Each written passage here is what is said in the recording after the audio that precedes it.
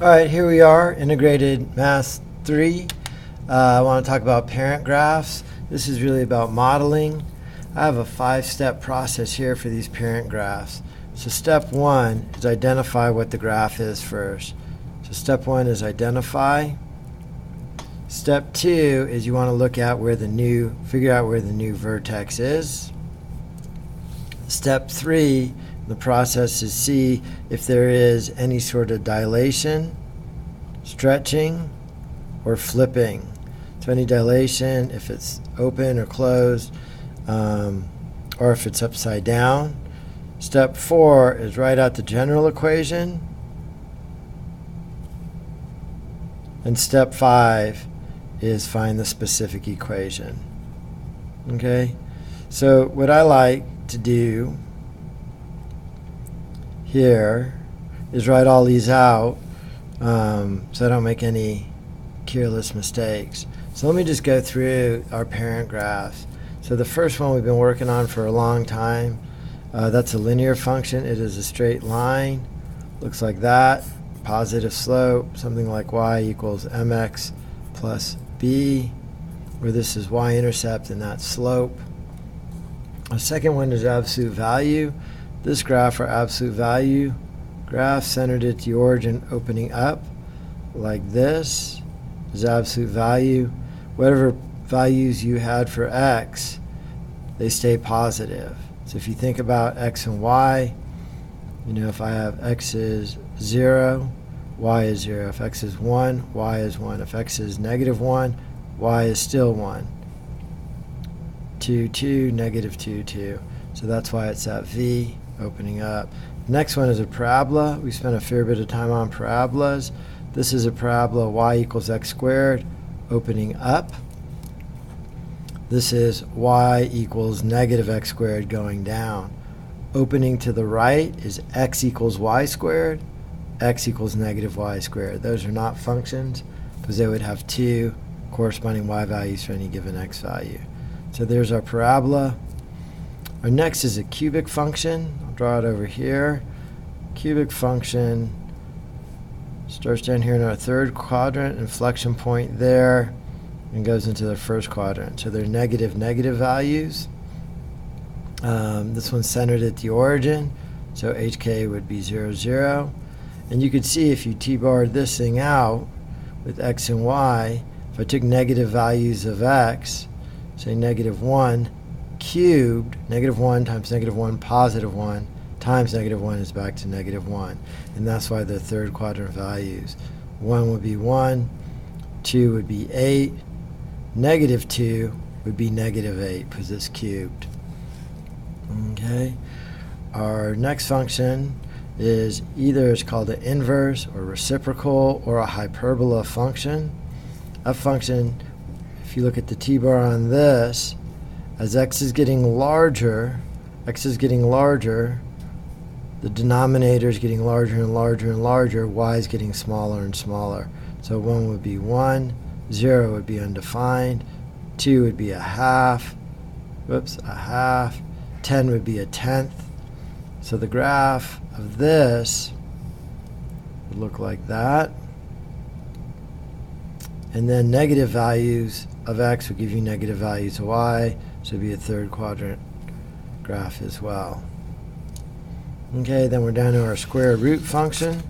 Square root function, we're just looking at the positive square root. Same thing, the way I figure this out is I look at a t-bar for a square root function, x and y. 0, 0. Negative 1, square root of negative 1 is an imaginary number, empty set, so there's a limit there. I mean, a prohibition, I guess. So I can't have any negative values of x, so the domain is positive values of x. Square root of 1 and 1, square root of 4 is 2. So as x is increasing, y is increasing but at a decreasing rate. So that graph, centered at the origin, increases at a decreasing rate like that. Then that brings us down to our exponential function. This one I do a little differently than the book did it. Rather than use two values a and b, I just call it a base 2. Just for simplicity's sake, so we don't introduce a lot of variables here. So y equals 2x, same thing. Set up my t-bar, important value is 0. Anything to the 0 power is 1. 2 to the first is 2, 2 squared is 4. Similar relationship to this, except as x is increasing constantly, y is increasing at an increasing rate. So this exponential function has that coordinate over 0 up 1. Then from there it increases up like that. If I had a negative value like -1, 2 to -1 would be 1/2. Right, so it's getting smaller and smaller and smaller. And then another one I included that wasn't in the book is a circle.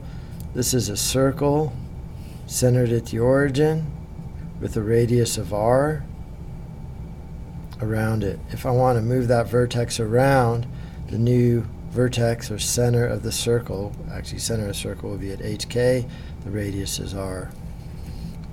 So as an example, for a circle, if I had x minus 2 squared plus y minus 3 squared equals 16. Bring over a piece of graph paper here. This is a circle now centered at the point 2, 3. So I go over 2, up 3. There's the center of my circle. The radius is the square root of 16. Square root of 16 is 4. So there's my radius there. Okay, so this is only really talking about the first step in my 5-step process. So step 1 is identify the function. So if you're given one of these pictures, you need to know, is it linear, absolute value, is it a parabola, cubic to the third power, inverse, or sometimes called a hyperbola, square root, exponential, or a circle. So that's it. So first you identify it. Then after you identify it, you want to find the new vertex. So is that circle, is that graph in a new place? And if it is, write down the new HK, the new vertex or the new center of that graph. Okay? Then after you do that, then you want to see, is it reversed, flipped over, or not? Is it opened or closed? That's your dilation. And then you jot down this general equation here. Okay? So let's take a look at one of these. We'll start with an easy one. Okay, so let's do this.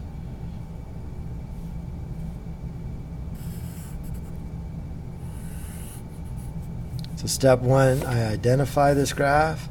This is an absolute value graph. Step 2, where's the new vertex? The new vertex is at 2, 3. So the new vertex is at 2, 3. It's opening up. Number 3, is it dilated? Is it opened up? Well, I could see it goes over 2, up 1, over 2, up 1, over 2, up 1, over 2, up 1, if I drew it a little more accurately there. And it would cross right here at 4.5. Right? So yes, it's opened up, and if I know it's opened up, then I need a point on that graph outside of the vertex. So that point right there is 0, 4.5, and I'm going to use that to solve for that a value. If this thing opened down, I know that a value is going to be negative. Okay, so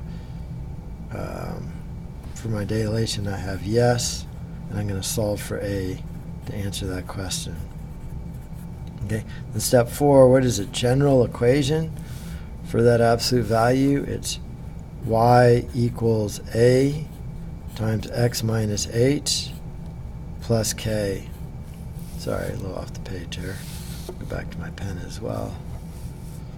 Okay, so I do have that new vertex, so I'm going to plug that point in. Here's my horizontal shift, that's going to go in for h. My vertical shift, that goes in for k. I have y equals a times, absolute value, x minus 2 plus 3. I have one unknown, that dilation A. I need to pick a point somewhere on my graph and plug that in. So when y is 4.5, x is 0, I have 0 minus 2, negative 2, absolute value 2, plus 3. I'm going to subtract 3 from both sides. So I subtract 3 from both sides. Now I have 1.5 is equal to 2a. Divide both sides by 2. 1.5 divided by 2 is like saying is 3/4. So a is equal to 3/4. So I have a value for a. I have a value for h and k. From my general solution, I go to step 5. My specific equation, y equals a 3/4 x minus 2 plus 3. Oops, off the page there, sorry. So a is equal to 3/4. My general equation is y equals 3/4 x minus 2 plus 3. Okay. Hopefully that'll help you with parent graphs.